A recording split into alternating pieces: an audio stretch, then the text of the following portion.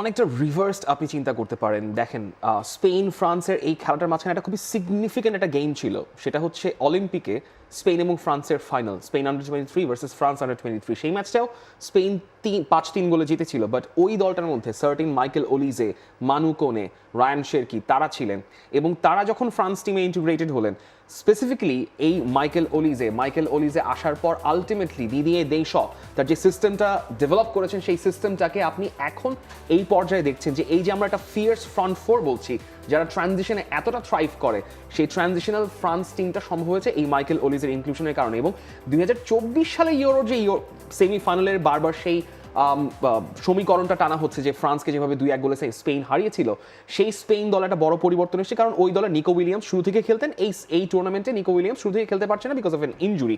So that's why Spain ততটা stretch করতে পারছে না, বাট এই French team is really formidable.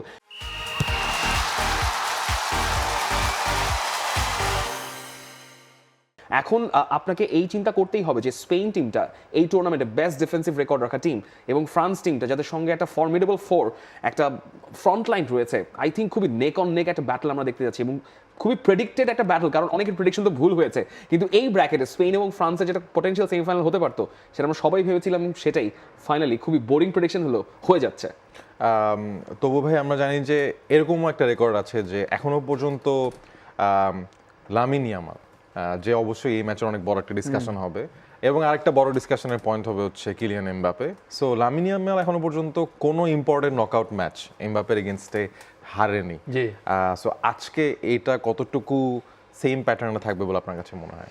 না, আসলে এটা কিন্তু একটা এরকম একটা স্টেজ, আপনি তারা ইউরো কাপে জিতেছেন, আপনি যদি ইউরোর নেশনস কাপেও কিন্তু তারা হারিয়েছেন 5-4 গোলে। সেই টিমটা কিন্তু আসলে স্পেনের যারা ছিল সেইখান থেকে কিছু প্লেয়ার অ্যাড হয়েছে। আপনি যদি ডিফেন্স লাইনে দেখেন, আপনার 2জন প্লেয়ার অ্যাড হয়েছে সেখানে, কোভাসিচ, এবং আপনি যদি পোরোর কথা বলেন, তারা কিন্তু সেই স্কোয়াডে ছিলেন না। তার সাথে রড্রি ছিলেন না, যে কিনা টিমের ক্যাপ্টেন।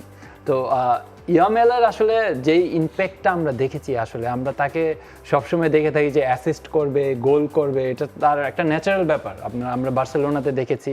তো আসলে এই ম্যাচটা তার একটা মস্ত বড় ভূমিকা পালন করতে হবে, আমি যেটা ফিল করছি। আসলে যেটা সে বলেছে এবং আমরা দেখেছি তার স্টেটমেন্ট, এবং তার যদি প্রেস কনফারেন্স বলেন, সে কিন্তু বলেছে যে আমরা 2বার হারিয়েছি, তারা হয়তো 2বার ওয়ার্ল্ড কাপের ফাইনাল খেলেছেন, এটা আমরা জিততে চাই, আমরা তাদেরকে হারিয়ে 3বার হারিয়ে ফাইনালে যেতে চাই। তো আসলে এটা অল অ্যাবাউট কনফিডেন্স।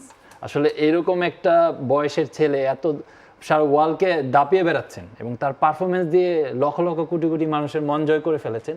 আসলে তার এরকম একটা স্ট্রেস প্রয়োজন ছিল, যেখানে ফ্রান্সকে সে পেয়েছে।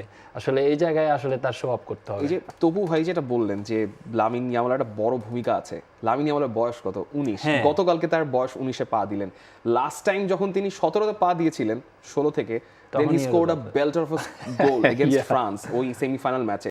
এবং এই ম্যাচের আগে তিনি 3টা স্টোরি পোস্ট করে এসেছেন। একটা হচ্ছে আপনার নেশনস লিগে তার ওয়াট প্রেশার, ওই মোমেন্টটা, আরেকটা হচ্ছে ওই গোলের স্টোরি, তারপর হচ্ছে নেইমারকে ফলো করে তিনি একটা স্টোরি পোস্ট করেছেন।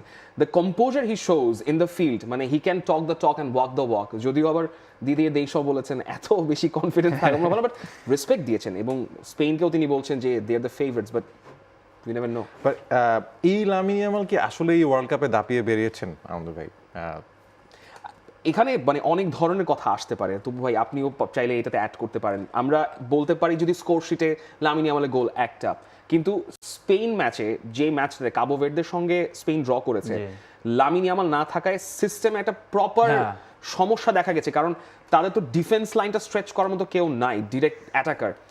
এরপর লামিন ইয়ামাল যখন ইন্টিগ্রেটেড হলেন, তখন স্পেনের সিস্টেমটাকে আপনি বলতে পারেন অন দ্য রাইট সাইড অনেক কিছু ঘটতে পারে। Lamine Yamal can drift inside, can shoot inside outside of the box, can stretch the defender, সেক্ষেত্রে পেড্রো পোরো আন্ডারল্যাপিং রান নিতে পারে, অপর সাইডের বক্সে ওভারলোড ক্রিয়েট হতে পারে।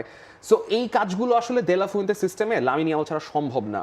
এবং আপনি যদি প্রোগ্রেসিভ ক্যারির কথা চিন্তা করেন, মোস্ট গ্রাউন্ড ডুয়েলস ওয়ানের কথা চিন্তা করেন, ওই স্পেসিফিক জায়গায় সেই মেট্রিকগুলোতে Lamine Yamal is the highest. এবং গ্রাউন্ড ডুয়েলস মেনে সম্ভবত লামিন ইয়ামাল 46টা গ্রাউন্ড ডুয়েলস জিতেছেন, তার ঠিক নিচে এমবাপে 39টা দিয়ে। সো লামিন ইয়ামালের ইম্প্যাক্ট আসলে গেম মানে গোল স্কোরিং দিয়ে বিবেচনা করা যাবে না, অনেক কিছু আসলে নির্ভর করে এটার উপর। For more updates, subscribe to our YouTube channel and click on the bell icon. Follow us on Facebook and Instagram. Download T Sports app to enjoy exciting games and highlights. Visit tsports.com.